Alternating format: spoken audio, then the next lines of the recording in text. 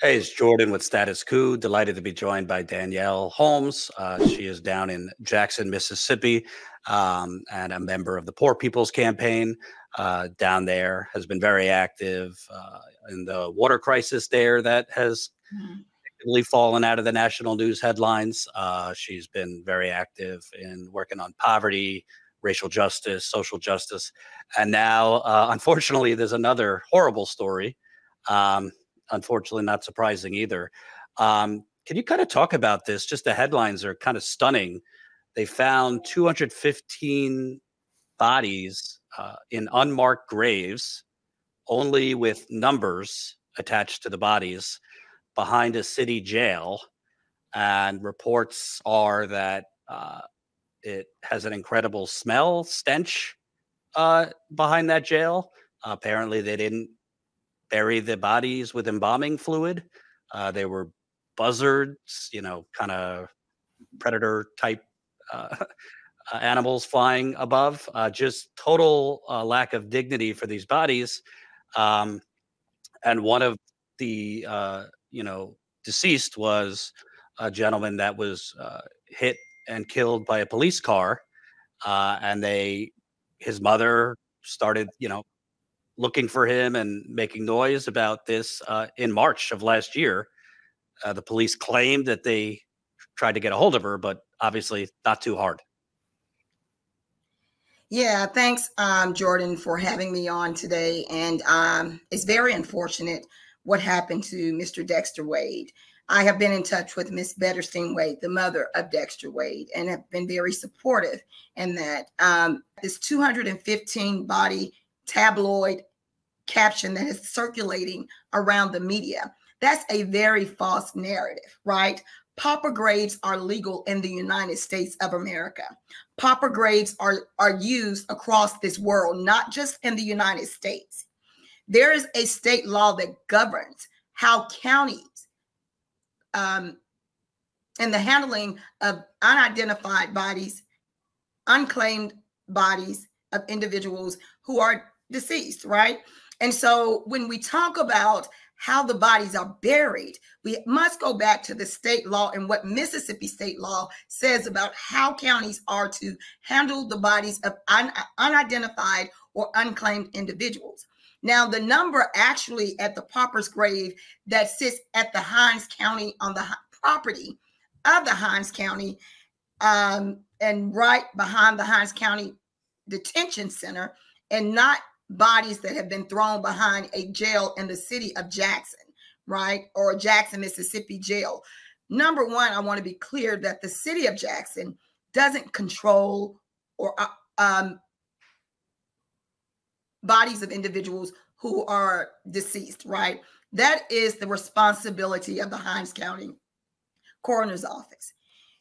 Whenever the Hinds County Coroner's Office has done their due diligence according to state law and trying to identify or reach out to the next of kin, once they've done their due diligence, then they must go to the Board of Supervisors and petition to bury that body, that unidentified or unclaimed body. Now, their total number when during Dexter Wade's exhumation, the total number was 673 bodies, right?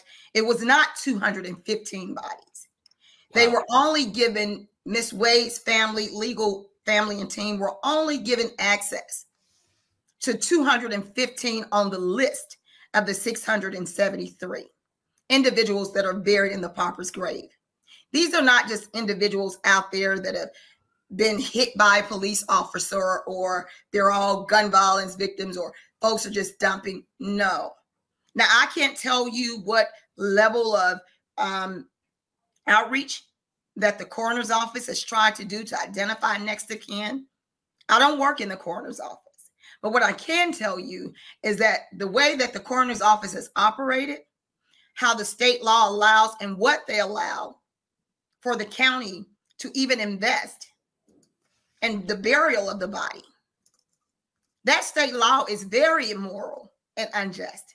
And so there needs to be a call for a moral and a more just approach in the handling of unidentified bodies and unclaimed bodies of individuals who are just out there. Right now, there may be on the books a 30-day window before a body can be buried. However, it takes the coroner long to do that. But why not? Let's talk about changing that state law to maybe giving the coroner's office at least a good 6 months, because you're not seeing these cases, cases like this. You're not getting a truckload of these cases daily, right? And Right. so I feel personally, from my position as a community activist here in the state of Mississippi, and I do much work in Jackson, Mississippi, and in Hinds County, that we need to revamp that state law in order so we don't continue to be shocked, because I didn't know. I've never heard of a pauper's grave until Dexter Wade's case. Let me just make sure I have it right here. Dexter Wade, the media headlines say 215 unmarked bodies there. You're saying it's closer to over 600. 673 at the date that Dexter Wade's body was exhumed. There were 673 markers there. Unbelievable. You know, what's interesting, obviously you're right. You know, we don't know. We can't make a blanket statement that, you know, there was untoward or irresponsible due diligence on all bodies. But we know in the case of Dexter Wade, they found he had identification on him. Mm-hmm. He had his health insurance card, some other things. We also know that his mother had been suing the Jackson Police Department because they killed, was it her husband or brother? Her brother. So in that case, they claim that they tried to get in touch with her. She was pretty public. She was suing the police department. They could have went to her home. So it does seem like in the case of Dexter Wade, they did not try very hard to notify her. She was publicly searching for him. So if in that case, clearly something went wrong and they were not trying, you would think that there's a lot of other cases of these bodies that whether there was identification or some way to recognize who they were, that they did not do their darndest to notify the families. Some bodies were white, but Jackson is majority black. So obviously there's a racial issue here too. Well, one of the things is not a racial issue, it's a poverty issue, right? And how people are handled that lives in poverty.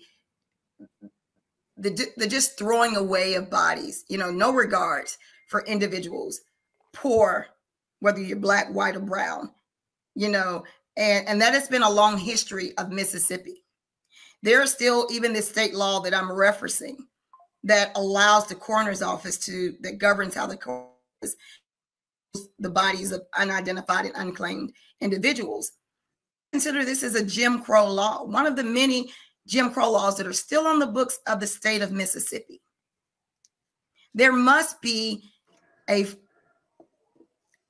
measure of compassion when we're talking about state laws and the handling. I mean, family members, not all family members, and I want to be clear, not all family members are actually looking for their loved ones. But then there are those who are actually looking for their loved ones. Many times their loved ones are in another state. Not all 673 bodies that were buried out there at the pauper's grave are all individuals that are residents of the state of Mississippi. Some could have been missing from other states, and families have been looking for them.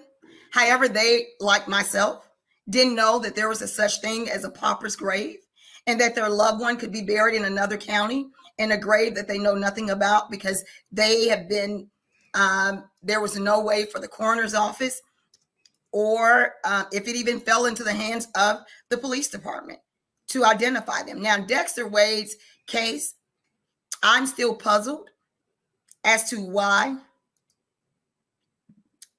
authorities did not go beyond their call of duty, especially when the incident involved an off-duty police officer. In my personal opinion, I feel as if, even the police department could have gone beyond their call of duty, done their due diligence to locate the family of an individual that was killed. And it was, I considered it maybe, possibly a freak accident. I can't say that Dexter's accident, being hit by an officer, was malicious intent, because two individuals on the very same night were hit on that same strip within matters of minutes. We've had several individuals killed on the I-55 corridor. It is very dangerous. We find that a lot of homeless people are crossing that corridor, back and forth from hotels, trying to go to the stores, and it's a very dark, where Dexter was killed, it's very dark on the interstate. Right. We petitioned the state of Mississippi to put lights up on these interstates, keep lights up around these interstates. A lot of the interstates in Mississippi are not well lit. And these are not just happening incidents in Madison County. Individuals have been hit in Madison County and on I-55, right? Because the darkness of those, and drivers cannot see until they actually are getting up on individuals crossing these interstates. It is dangerous. It has been dangerous. Mississippi's reasoning for not keeping lights up is that individuals are stealing the copper out of the lights. So we have to suffer at that. However, Mississippi constantly talks about its surplus fund and how much money they have in their reserve fund. So there is no excuse when it comes to providing safety for pedestrians. Another question we must ask is, how are the bodies buried in the other 81 counties in the state of Mississippi? And where are those bodies being buried, right? Because we're talking about Hinds County, but the state law governs all 82 counties in Mississippi. And so if folks are really interested and really care about these identified bodies, for me, one, I went to the state law to see, is this monstrous activity really happening in my front yard, right? Because then it begins to question who I am as an individual if I don't speak out up or against these egregious acts. And so when we are concerned just about the 215, although it's more than 215, are we concerned about how these bodies are buried in the other 81 counties in the state of Mississippi? Or has it become the norm to single out Hinds County and Jackson, Mississippi, and we continue this narrative that Black elected officials can't leave and are ungovernable? That's a lie. That's a lie. And what has happened is you have attorneys with political agendas, rather than giving community and stating facts as to what the state law allows. They come with a political motive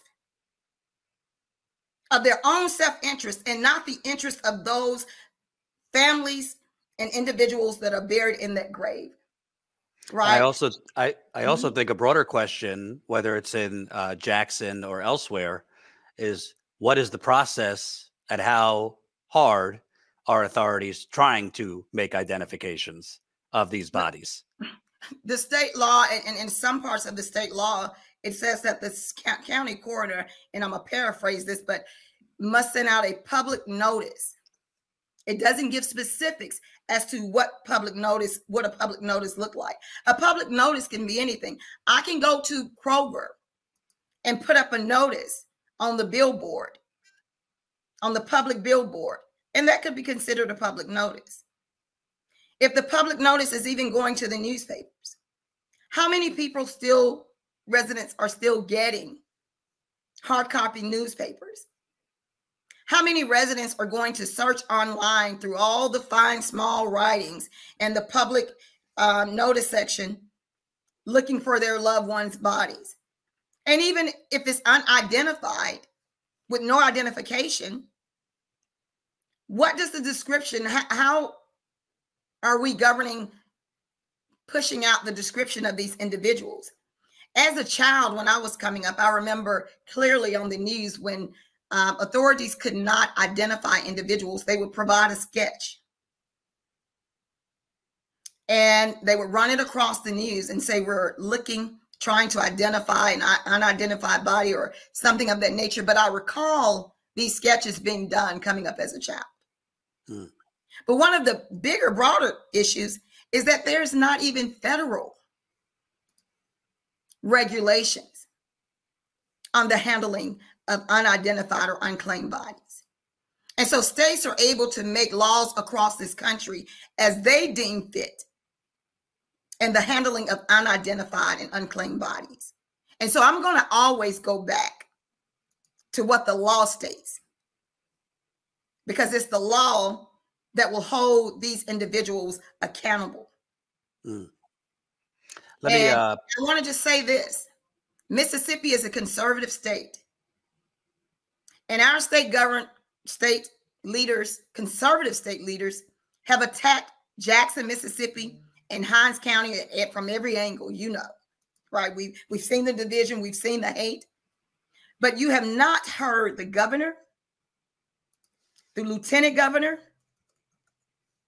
I'm not even sure if any legislators have spoken out against this narrative that's circulating around the media that bodies have just been buried and dumped behind a jail in Jackson. You know why? Because they themselves know the state law. They themselves know that we're going to sit quiet on this one because it's really, the buck really lies with us. The burden falls on us. So let us just stay under the radar while we beat up the elected officials in the city of Jackson and Hinds County. But they're only doing what the law allows for them to do. A law that you say is still a Jim Crow law. A Jim Crow law. Miss Wade had to pay to get her body back, her Dexter Wade's body exhumed. She had to pay a fee to the county. She had to pay that fee because this is what the state law requires.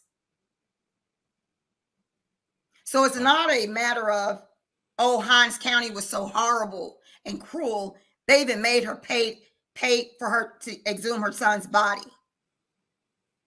This is what the state law allows. And if the county board of supervisors would not have charged or, required Ms. Wade to pay those fees, then the board of supervisors could have been held accountable by the state of Mississippi. And this goes back to how Jim Crow laws are on the mayor of the city of Jackson, I think it was 2 years ago, wanted to give relief to the residents for these erroneous high water bills. And the pushback was the city could not give any relief. And if the mayor would have signed off on giving relief, he himself could have been in jail for trying to help the residents of Jackson. So when we're telling the truth and when we're pushing these narratives, we must first do our homework, right? Because every state in the state of Mississippi and in the United States, or almost every state, has a pauper's grave. There are pauper's graves in every county across this country, almost.